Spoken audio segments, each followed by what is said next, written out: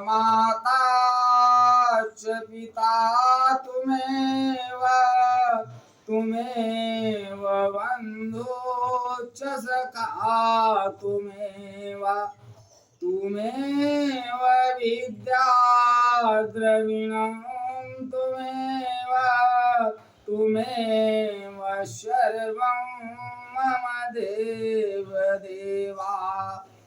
उस अग्नि स्वरूप परम ब्रह्म के, जिसके प्रकाश से सारा ब्रह्मांड प्रकाशित होता है, ऐसे परम तेजस्वी सविता देव के तेज का मैं ध्यान करता हूँ तथा उसके ज्योतिर्मय स्वरूप को अपने अंतःकरण में धारण करता हूँ, जो परम ब्रह्म हमारी बुद्धि, वाणी तथा कर्मों को कल्याणकारी मार्ग पर प्रेरित करे। परम पूजनीय गोस्वामी तुलसीदास द्वारा रचित श्री रामचरित मानस महाकाव्य का ये 37वां भाग आप लोगों के समक्ष प्रस्तुत कर रहा हूं। आप लोग इसका श्रवण करें और देखें परम पूजनीय गोस्वामी तुलसीदास जी क्या संदेश दे रहे हैं अपने लेखनी के माध्यम से। जीवन लागन उर उपदेशु यद्यपि कहो सिंह बार बहो, बोले बिहसी महेशु हरि माया बलु जान जिया। यद्यपि शिव जी ने बहुत बार समझाया, फिर भी सती जी के हृदय में उनका उपदेश नहीं बैठा। तब महादेव जी मन में भगवान की माया का बल जानकर मुस्कुराते हुए बोले, जो तुम्हारे मन अति संदेह हो, तो किन जाई परीक्षा ले हो। तब लगी बैठ अहूँ बट छाही, जब लगे तुम आई हो मोहि पाही।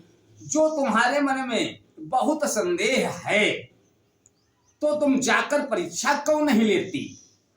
जब तक तुम मेरे पास लौट आओगी तब तक मैं इसी बड़ की छां में बैठा हूं।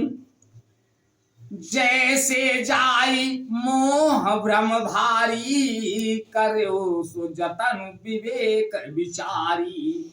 चली सती शिवा आय सुपाई, करही विचारी करो का भाई। जिस प्रकार तुम्हारा यह अज्ञान जनित भारी भ्रम दूर हो, भली भांति विवेक द्वारा सोच समझकर तुम वही करना। शिव जी की आज्ञा पाकर सती चली और मन में सोचने लगी कि भाई क्या करूं, कैसे परीक्षा लूं। यहाँ शंभुवस मन अनुमाना, दक्ष सुता कहूं नहीं कल्याणा।